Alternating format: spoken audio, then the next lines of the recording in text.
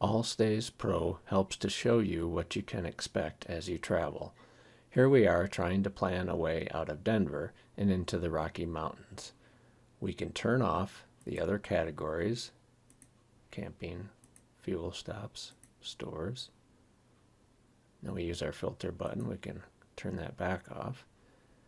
This gives us a big road hazard overview. The bridge heights are marked right on the map. You can see this one is 1311, and it'll give you more details on the road.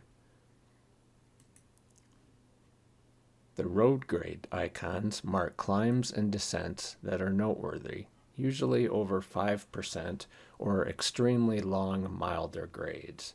You can read for more detail. The red arrows are runaway truck ramps. The details will tell you which side of the road they are on. This one is westbound off to the right. Hopefully you don't need one of those.